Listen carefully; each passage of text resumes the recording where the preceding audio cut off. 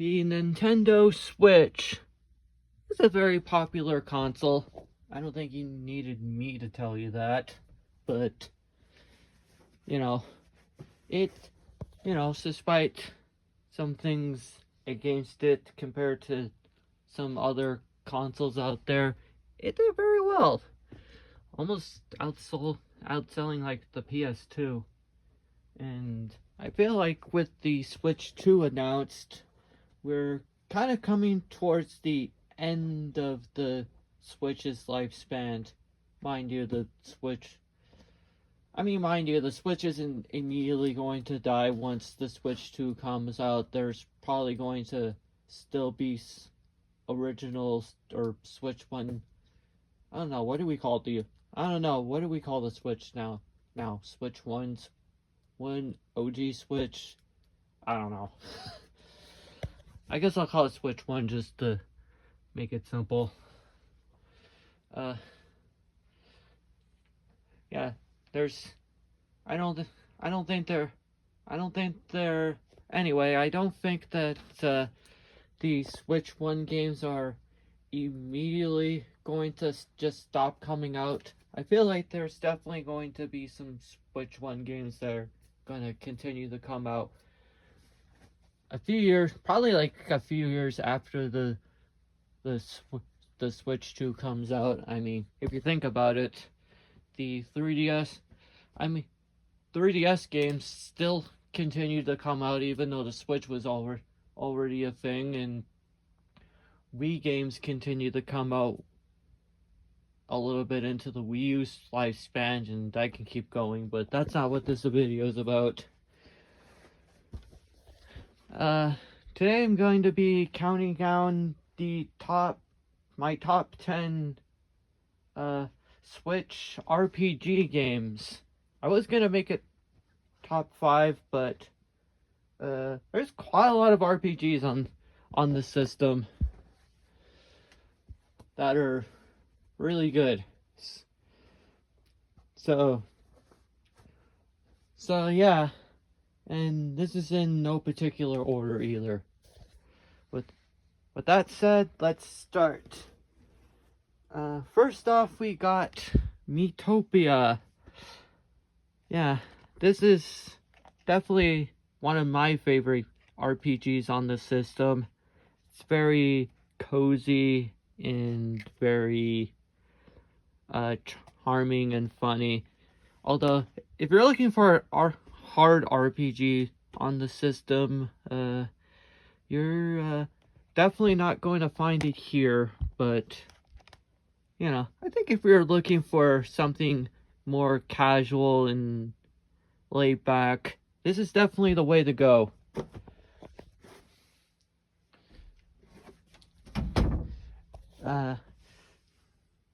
Next we got Pokemon Legends Arceus.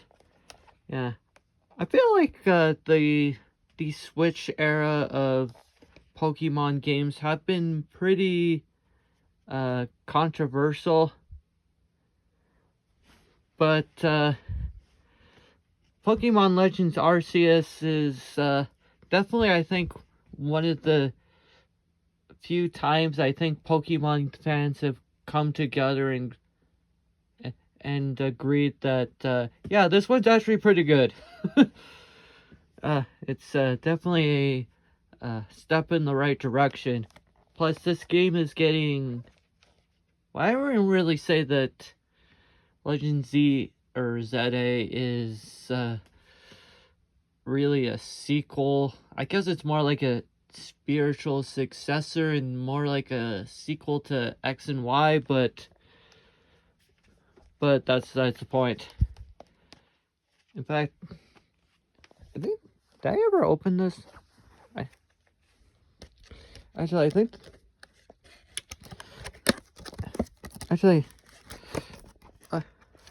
oh yeah, this copy of Pokemon Legends Arceus is actually still sealed. Yeah, I guess I kind of just double dip with this one. I think I downloaded it off the off the eShop, and then later on I bought this physical copy. I mean, to be fair, I used a Walmart gift card on it, so it's not like I paid full price on it anyway. Next we have the only Mario game, actually. Paper Mario: The Thousand-Year Door. Yeah, I know this one is, I guess this one's technically cheating, since this is also, this is a remake of a GameCube game, but I'm gonna include it anyway, just because, I don't know, there's no rules, just as long as if it's on the Switch, I'm gonna count it. I mean, in my head, I think I thought that, that I was only going to include games that I played for the first time on Switch, but I think I broke that rule with this one. Either way, this is a fantastic game. I don't think I need to explain myself with that one.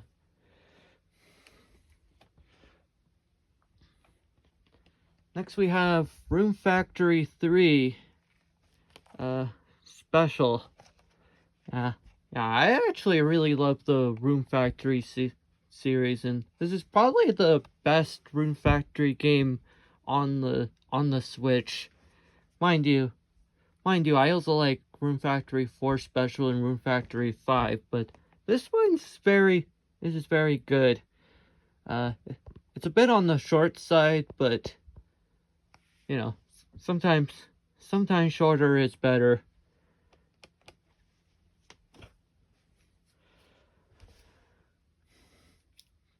Although now we have the opposite of the short game, Persona 5 Royal. Yeah, I think this is, it's the Steelbook edition. Yeah, believe it or not, I actually didn't play Persona 5 for the first time until it was released on Switch. Probably should have bought in the PlayStation 4, so I could have played it much sooner, but whatever. Yeah, I feel like there was a lot of skeptics when it came to porting Persona 5 on Switch, but as far as I can tell, this version actually does seem to look and run pretty well, actually. I mean, I guess it's not 6, although I don't think this version's like 60 FPS, I think it's like 30 or something, but either way, it's still the full Persona 5 experience. It still runs pretty well. It still plays like Persona 5. So, yeah, if you want to play Persona 5 and only have a Switch, well, this is, I say this is a pretty good option. But I guess if you have any of the modern consoles like Xbox or PlayStation, you're probably better off playing it on that.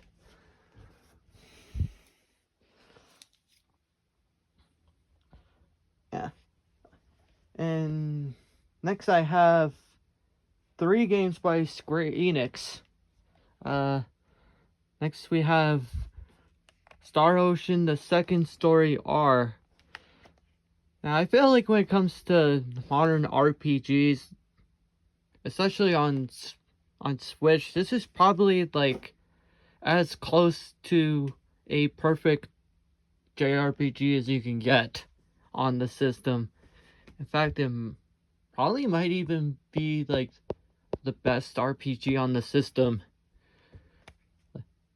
Like the game has a good story, the combat's good, the story doesn't take too long to get through, but at the same time it feels like a complete game, and it's just like once you like finish a campaign, you almost kind of want immediately want to like jump right back in and try to see what else I can discover about the game. because I feel like every time I start a new, like a new game plus, I feel like I always like discover something new that I didn't know about the first or second time I went through the game. Plus, there's like two characters that have like their different perspective on the story. Yeah. Although I do kind of wish that they did a little bit more with that idea. Like maybe Claude could have had like his own dungeon in his campaign, or Reina could have had her own dungeon. I mean, I guess I kind of do that, but like not to the extent that I'm talking about. Plus, the game has like 99 endings. Mind you, you don't actually have to play the game 99 times to get them all. You get like a few endings per playthrough, but still. Completionists, good luck with this one. Yeah. In fact, talking about it almost kind of makes me want to go back and play it again. And next we have Dragon Quest III. Yeah, this is a beautiful remake that's very accessible to newcomers as well. Yeah, and I'm definitely looking forward to the Dragon Quest 1+2 HD remake. Yeah, also shout out to Dragon Quest 11. I would have put Dragon Quest 11 on this list, but I never bought a physical copy of Dragon Quest 11. Yeah, maybe one day if I find it at a decent price, I'll get a physical. Next we have Bravely Default 2. Yeah, I'm actually a pretty big fan of these Bravely Default games. They have like quite a good story, lots of customization, lots of side quests. And yeah, I think this one's pretty good. Alright. Next we got Xenoblade Chronicles 3. And I'm not just putting this here just because the DLC campaign Future Redeem has the main has a main character with that shares the same name as me. Okay, that might be part of it, but it's a lot more than that. Yeah, this game is like the perfect like Xenoblade game. It like takes the things from like the first two games and kind of just put them together while improving quite a lot of things. Like it doesn't have Xenoblade Chronicles 2's crappy tutorials and needless roadblocks. Yeah, I think I have to think of it. I still need to play through Xenoblade Chronicles 1. I think I got partway through, but I don't think I ever finished that. Next we got a game that I recently beat. In fact, I just beat it like last night. Eteria Yuma. Yeah, this game. This is probably like the best game in the series if you ask me. The story's great. The characters are great, and there's quite a lot to do. The world map is huge. Yeah, and doing all the alchemy and like customizing your base is like oddly kind of relaxing as well.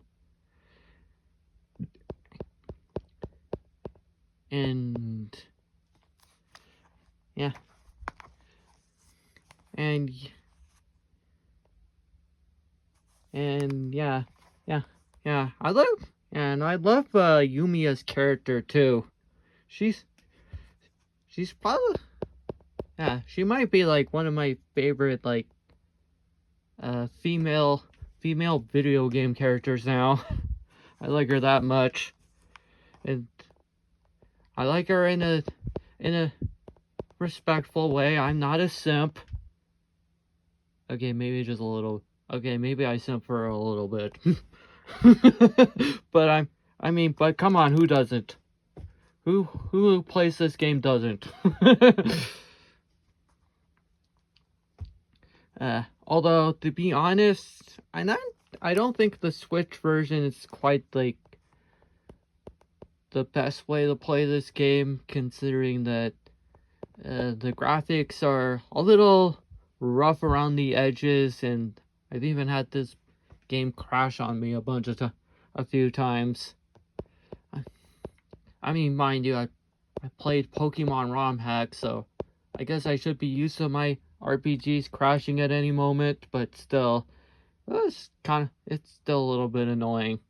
So, I wouldn't recommend playing the version that I played, but if you have a PlayStation or Xbox, or even PC, but I guess if you want to play this game and only have a Switch, then it will do. It's not like completely unplayable or anything.